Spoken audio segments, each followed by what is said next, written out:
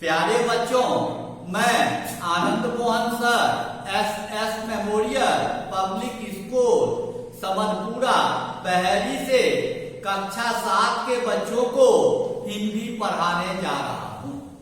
आज हम लोग पाठ 3 पढ़ेंगे। कहानी का नाम है सच्ची वीरता।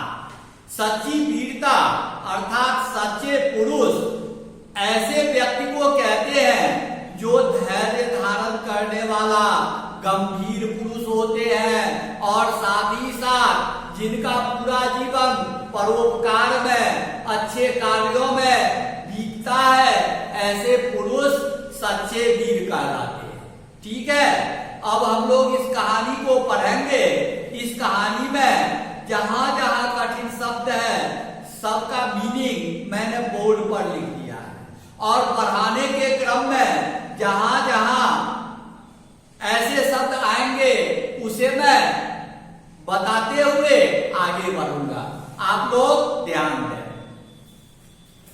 सच्चे वीर पुरुष धीर, गंभीर और आजाद होते हैं। सच्चे वीर पुरुष धैर्य धारण करने वाला गंभीर पुरुष होते हैं। उनके मन की गंभीरता और शक्ति समुद्र की तरह विशाल और गहरी तथा आकाश की तरह स्थिर और अचल होती है। अचल मीन्स स्थिर होना। परंतु जब वे शेर गरजते हैं तब सदियों तक उनकी दहाड़ सुनाई देती रहती है और अन्य सब आवाजें बंद हो जाती है। एक बार एक बागी गुलाम और एक बादशाह के बीच बातचीत हुई। बागी मीन्स विद्रोही, बागी गुलाम मीन्स विद्रोही गुलाम। यह गुलाम कैदी दिल से आजाद था। बादशाह ने कहा, मैं तुम्हें अब भी जान से मार डालूंगा, तुम क्या कर सकते हो? गुलाम बोला, हाँ, मैं फांसी पर तो चढ़ जाऊंगा पर तुम्हारा तिरस्कार तब भी कर सकता हूं। तिरस्कार का अर्थ हुआ अनादर करना, अपमान करना। इस गुलाम ने दुनिया के बादशाहों के बल की हद दिखला दी। हद दिखलाना मीन्स सीमा दिखलाना। बस इतने ही जोर और इतनी ही सेखी पर ये झूठे राजा मार पीट कर कायर लोगों को डराते हैं। चूंकि लोग शरीर को अपने जीवन का केंद्र समझते हैं, इसलिए जहां किसी ने इनके शरीर पर जोर से हाथ लगाया वहीं वे मारे डर के अधमरे हो जाते हैं। कायर पुरुष की यही निशानी है। केवल शरीर रक्षा के निमित्त ये लोग इन राजाओं की ऊपरी मन से प्रशंसा करते हैं। चापलूसी करना, ऊपरी मन से प्रशंसा करने का अर्थ हुआ चापलूसी करना, चाहे झूठी प्रशंसा करना। सच्चे वीर अपने प्रेम के जोर से लोगों के दिलों को सदा के लिए बांध देते हैं। फौज, तोप, बंदूक आदि के बिना ही वे शहंशाह होते हैं। जिन्हें मृत्यु भय नहीं है, जो सदा परोपकार में लगे हैं, वही शहंशाह होते हैं, यानी सम्राट होते हैं। मंसूर ने अपनी मौज में आकर कहा, मैं खुदा हूं। दुनियावी बादशाह ने कहा, यह काफिर है। मगर मंसूर ने अपने कलाम को बंद न किया। पत्थर मार मार कर दुनिया ने उसके शरीर की बुरी दशा की, परंतु उस मर्द के मुंह से हर बार यही शब्द निकला, अनल हक, अहं ब्रह्मास्मि, मैं ही ब्रह्म हूं। मंसूर का सूली पर चढ़ना उसके लिए सिर्फ खेल था। महाराजा रंजीत सिंह ने फौज से कहा, अटक के पार जाओ। अटक एक नदी का नाम है। अटक चढ़ी हुई थी और भयंकर लहरें उठी हुई थी। जब फौज ने कुछ उत्साह प्रकट न किया तब उस वीर को जोश आया। महाराजा ने अपना घोड़ा दरिया में डाल दिया। कहा जाता है कि अटक सूख गई और सब पार निकल गए। देखो, हिम्मत से क्या नहीं होता। हिम्मत मर्द मदद खुदा। लाखों आदमी मरने मारने को तैयार हो रहे थे। गोलियां धुआंधार बरस रही थी। आल्पस के पहाड़ों पर फौज ने चढ़ना ज्यों ही असंभव समझा, त्यों ही वीर नेपोलियन को जोश आया और उसने कहा आल्पस है ही नहीं। फौज को निश्चय हो गया कि आल्पस नहीं है और सब लोग पहाड़ के पार हो गए। एक भेड़ चराने वाली और सत्वगुण में डूबी हुई युवती कन्या के दिल में जोश आते ही फ्रांस एक शिरकत से बच गया। वीरता की अभिव्यक्ति कई प्रकार से होती है। कभी उसकी अभिव्यक्ति लड़ने मरने में, खून बहाने में, तलवार तोप के सामने जान गंवाने में होती है, तो कभी जीवन के गूढ़ तत्व और सत्य की तलाश में बुद्ध जैसे राजा विरक्त होकर वीर हो जाते हैं।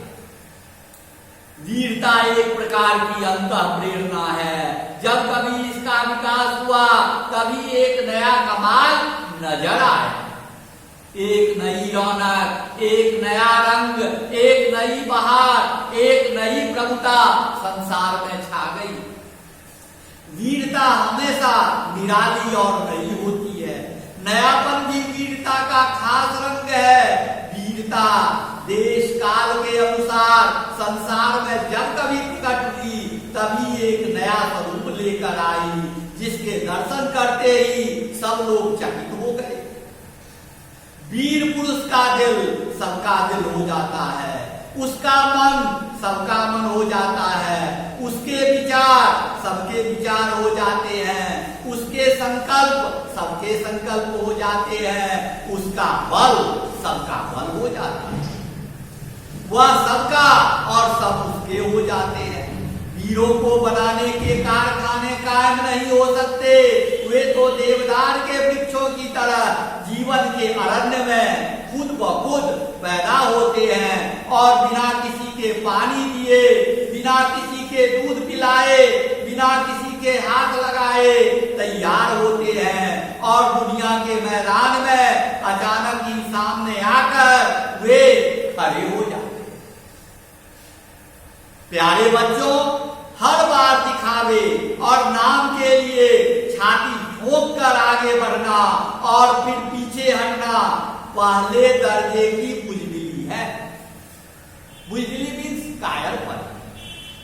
वीर तो यह समझता है कि मनुष्य का जीवन जरा सी चीज है, वह सिर्फ एक बार के लिए काफी है। बंदूक में केवल एक गोली है, उसे एक बार ही प्रयोग किया जा सकता है। हाँ, कायर पुरुष इसे बड़ा ही कीमती और कभी ना टूटने वाला हथियार समझते हैं। हर घड़ी आगे बढ़कर यह दिखाकर कि हम बड़े हैं, वे फिर पीछे इसलिए हट जाते हैं कि उनका मनोबल व जीवन किसी और अधिक बड़े काम के लिए बच जाए। गरजने वाले बादल ऐसे ही चले जाते हैं, परंतु बरसने वाले बादल जरा सी देर में मूसलाधार वर्षा करते थे। वीर पुरुष का शरीर कुदरत की समस्त ताकतों का भंडार है। कुदरत का यह केंद्र हिल नहीं सकता। सूर्य का चक्कर हिल जाए तो हिल जाए, परंतु वीर के दिल में जो दैवी केंद्र है वह अचल है, अर्थात उनका हृदय सदा स्थिर बना रहता है। कुदरत की नीति चाहे विकसित होकर अपने बल को नष्ट करने को हो, मगर वीरों की नीति बल को हर तरह से इकट्ठा करके और बढ़ाने की होती है। वह वीर क्या जो टीन के बर्तन की तरह झट से गर्म और ठंडा हो जाता है। सदियों नीचे आग जलती हो तो शायद गर्म हो और हजारों वर्ष बर्फ उस पर जमती रहे तो भी क्या मजाल जो उसकी वाणी ठंडी हो। उसे खुद गर्म और सर्द होने से क्या मतलब। सत्य की सदा जीत होती है, यह भी वीरता का एक चिन्ह है। विजय वही होती है जहां पवित्रता और प्रेम है। दुनिया धर्म और अटल आध्यात्मिक नियमों पर खड़ी है। जो अपने आप को उन नियमों के साथ अभिन्न करके रहता है उसी की विजय होती है। जब हम कभी वीरों का हाल सुनते हैं तब हमारे अंदर भी वीरता की लहरें उठती है और वीरता का रंग चढ़ता है, परंतु प्रायः वह चिर स्थायी नहीं होता है, अर्थात अधिक समय तक नहीं ठहर पाता है। इसका कारण यही है कि हम सब केवल दिखाने के लिए वीर बनना चाहते हैं। दिखाने के लिए जो लड़का पढ़ाई करता है उसे याद नहीं होता है, इसी तरह दिखाने के लिए जो वीर बनेगा वह वीर नहीं बन सकता है। उसकी वीरता कुछ समय रहेगी और फिर समाप्त। टीन के बर्तन का स्वभाव छोड़कर अपने जीवन के केंद्र में निवास करो और सच्चाई की चट्टान पर दृढ़ता से खड़े हो जाओ। बाहर की सतह को छोड़कर जीवन की तहों में घुसो, तब नए रंग खिलेंगे। प्यारे बच्चों, ये अंतिम पैराग्राफ जो है इसे आप लोग बढ़िया से स्मरण कर लें, क्योंकि यह जीवनोपयोगी है। इसके बाद जितने भी कठिन शब्द है उसका अर्थ मैंने बोर्ड पर लिख दिया है, उसे आप लोग अच्छी तरह से याद कर लेंगे और प्रश्नोत्तर सब तैयार कर दिया गया है, इसे ऑनलाइन भेजा जा रहा है। ठीक है।